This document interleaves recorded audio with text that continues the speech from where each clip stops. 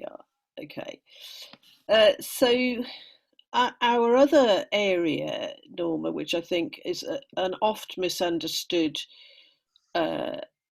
area of person-centered therapy, is the notion of non-directiveness. Mm. So I just wanted to put up something on the screen here, which you have sent me in the past, and I'm going to get that up here now. And yeah, let me just bring this over to us. Yeah, looks familiar. So non-directive practice in the person-centered approach. A commitment to trust the capacity of the individual organism to make its own decisions, Yeah. and to take its own decisions. Yeah. So we've got, and then we've got another quote there that you shared with me, that it's a difficult concept, challenged and profoundly misunderstood by many. And then we've got the idea that Rogers believed that the client knew best, and not the therapist, that the client was the expert, and the therapist is a companion. So talk to me a little bit more.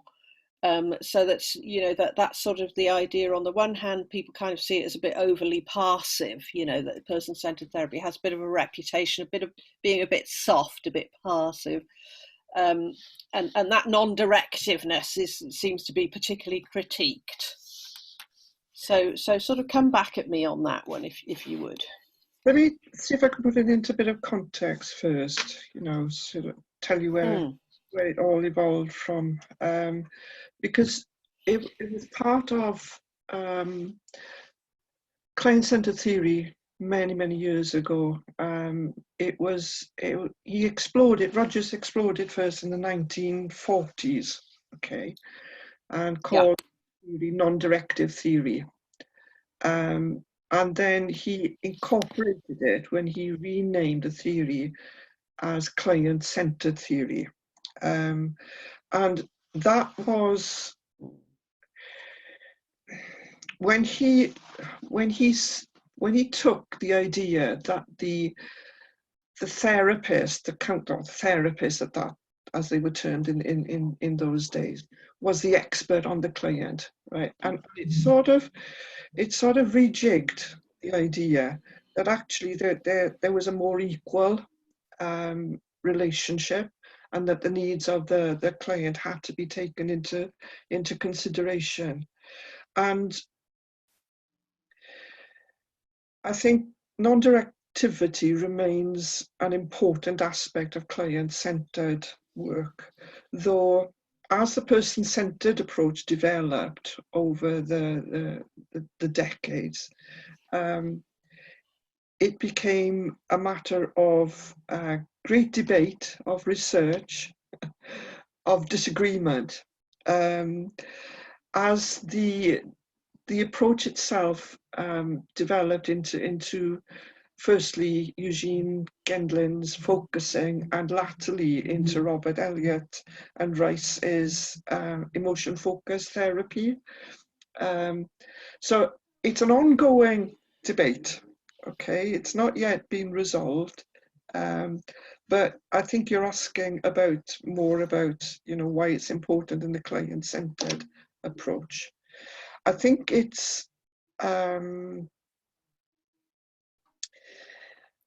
closely linked to the understanding of the client's actualizing tendency, in that the counsellor would never wish to intentionally influence or in any way control the direction of this tendency. We've talked about the tendency in our earlier sessions, and in doing so, running the risk of further externalizing the client's locus of evaluation, and perhaps imposing, no matter how benignly, further conditions of worth on the client. The counsellor, and we've got it on the slide here, would implicitly trust that the client is the expert on his or her life. Yeah. Okay, that's fundamental. And in doing so would facilitate an empathic, non-judgmental relationship within which the client would decide, it would be the client who would decide what direction he or she needs to go. Yeah, and what to do with the concerns and the problems that they've brought to counselling. Now, that's, I think, to say that we would never ever influence a client is a wrong thing. It's not true, because there are many ways that counsellors influence. You know, when a client walks into my practice room, they'll look around and say, "Oh, yeah, see the books, see the pictures. Yeah, I know what this person is about." That I'm a, you know, that I'm an older counsellor, that I am a Welsh sounding counsellor will influence. We can't not influence, all right? But I think what a person-centered counsellor is trying to do as best as possible is not intentionally influence. It's a principle that we have to not intentionally influence or guide or whatever the client that comes to us. Okay, and let me come back to the idea, which I want to get up on the screen here, and I'm just looking to get hold of that, which is the idea of the internal and external locus of evaluation, because I think that's really important. That's a really important point that you've made, Norma, there about. I'm going to get that up now for us. Share screen. Here we go. And this one, let me just take that out. Can you see it? No, I've got conditions of worth there. That's what I can see. Right, so you can't see the external locus of evaluation. No. All right, I'm going to stop screen sharing. That's okay. Okay, so we're Let me see if I can just capture it for you. An external locus of evaluation is where the client will look to the counsellor, the therapist, has been the expert on my life. Yes. Yeah, knows better than me. Okay, what I should do, what I'm thinking, what I'm feeling, why I'm thinking and feeling, why I behave in that particular way.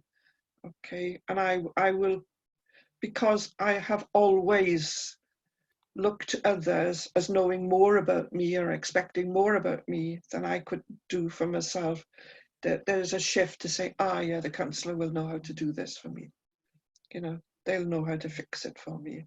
Yes. The external locus of evaluation is where the client can say, well, actually, I know more about me than you can ever know. You're only knowing about me from what I'm telling you. How can you possibly know 40, 50, 60 years of my life and become the expert on it? Yeah. How can you read what I'm feeling and experiencing? Yes. That sort of partly captures it, I think, I hope.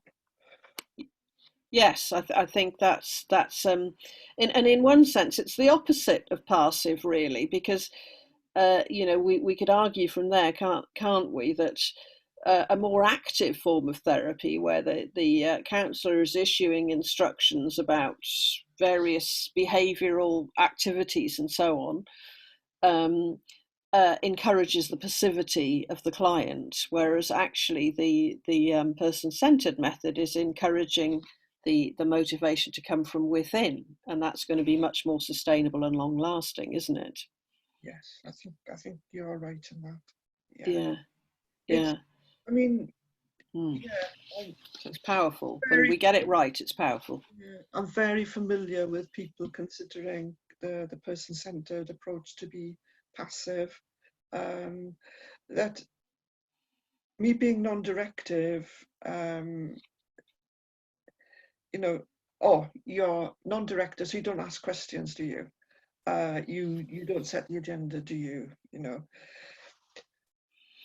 person-centered counsellor wouldn't set the agenda.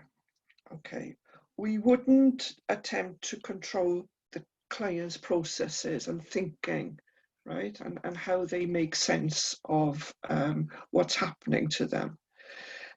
We wouldn't interpret or analyze what a client brings to us. Would we ever ask questions? Yes and no. You heard me earlier saying when I'm empathizing with a client, I will always ask a question such as, am I getting it right? Is that what you're saying? Sometimes when I go perhaps in more depth into a client's world, I will say, you know, I'll say, ask a question. How is that making you feel? Right, so that they can get to that edge of awareness, feeling. I'm not likely to ask questions right at the beginning as they're stumbling to make sense of what they're trying to say to me. I will stick very, very close to their words and their experiences. Do you get clients ever who sort of like say, you know, who kind of struggle with that and who sort of want you to sort of take over and like, you know, like the yeah. And there's always going to be clients that don't want the kind of counselling that I can offer. And I'm very clear about that in my assessment, in the assessment process. When I meet them for the first time, I try to understand what it is that they want from me, you know, and I've got to say what's on offer. I can't say to every client, I can give you everything. To my mind, there is no one way of understanding people. And if that's a given, how can there possibly be one way of helping them? All the other therapies work. Yeah, and I have really interesting conversations with my colleagues from other modalities to understand how their approach works. Yeah, but it's, sorry, I've lost track of what you were saying now. I beg